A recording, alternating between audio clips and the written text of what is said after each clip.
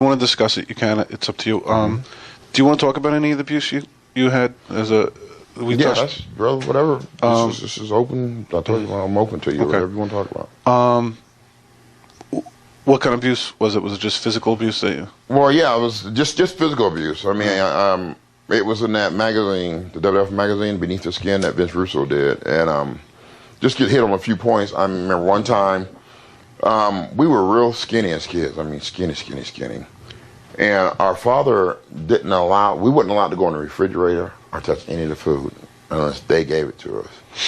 And it got to the point where one time, I'm the middle kid, but my brothers and sisters always looked up to me as being like the big kid. Even my oldest brothers and sisters, I was always having to go out and steal food for them, and we ate out of garbage cans, you know, our neighbors' garbage cans and stuff like that. And I remember one time, one of the situations was,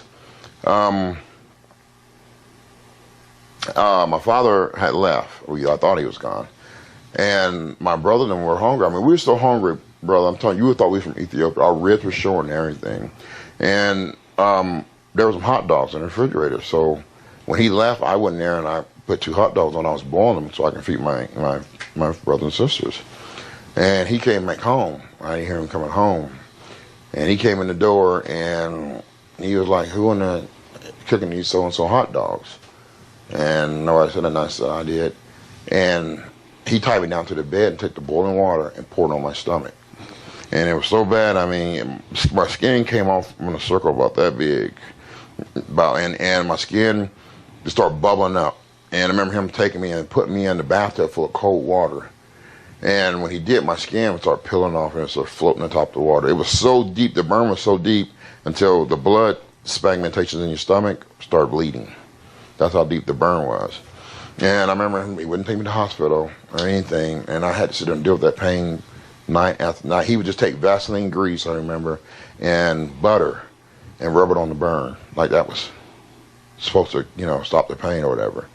And you had to be tough. He didn't want you to cry or anything like that. I mean, I did because, I mean, it's your stomach.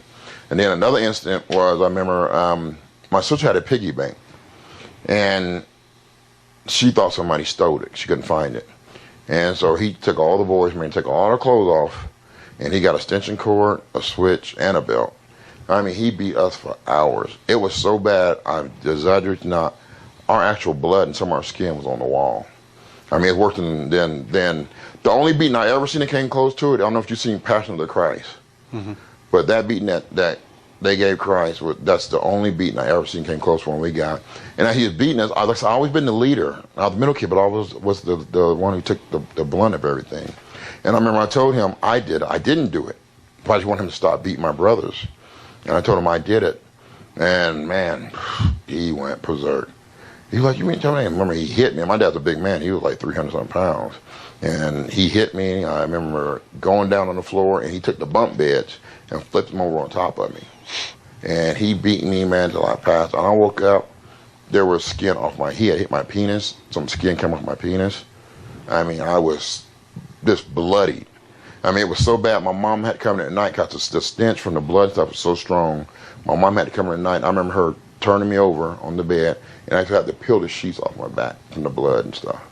I mean, it was just that bad. And that's just, you know, some things we went through. He was the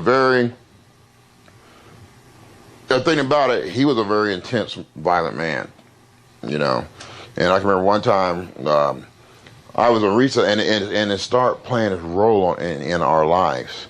And I think that was one of the reasons why I was so good in sports, because I always had that extra edge, and which is not a compliment, by the way. I remember one time we were playing softball, and we were in middle school, elementary school, and this guy, and I'll never forget the guy's name, Ray Shanks. He was pitching, and he was mad because we were knocking, you know, home run. They hadn't got the bat yet, and recess was almost over. And he said, "I'm gonna start pitching fast now." And I said, "Well, just don't hit me with the ball." And it was my turn to bat. And he threw it, and the ball just barely touched me. I mean, barely moved a hair on my arm. But the fact I said, "Don't do it," and I run to pitch him out with the bat, man, I hit this dude in his head with that baseball bat. I mean, blood went everywhere, and it put the kid in a coma for a little while. And yeah, I can remember the coach tackling me and holding me down, and then they got me in the principal's office. And they called my dad. I'm like, oh my God, he's gonna kill me now. I mean, I'm gonna get a real bad beat now. And he was part of a motorcycle gang called the Road Knights. And you could hear them Harleys coming down the street. A mile before they get there, you hear thunder. There was like 9 of them. They came to the school. And they walked in there, and the cops were there. And the cops were so scared of the Road Knights because they didn't play. They were like the Hell Angels almost. And I remember walking there, and he was like, what in F you do now? And the principal was like, well, he hit a kid in the head with a baseball bat, and the kid's in a coma.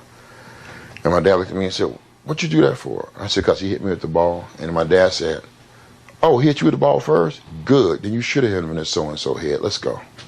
And they took me out, man, and brought me ice cream. And, I mean, like I was the greatest person on earth because I hurt somebody. You know, and that's the kind of dad he was, you know. What was your relationship with your mother?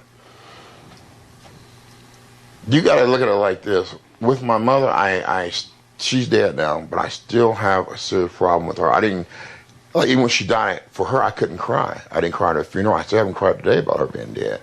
Because as a mother, I mean, even if you're scared, how could you allow someone to abuse your kid like that? If you love your kids. You know, I have my 6-year-old stays with me now. I mean, I have never had to spank her once, and I couldn't if I had to. I love her just that much. You know, I can yell at her or you know, go Ahmed Johnson on her, you know, and act like I'm going to do something real tough.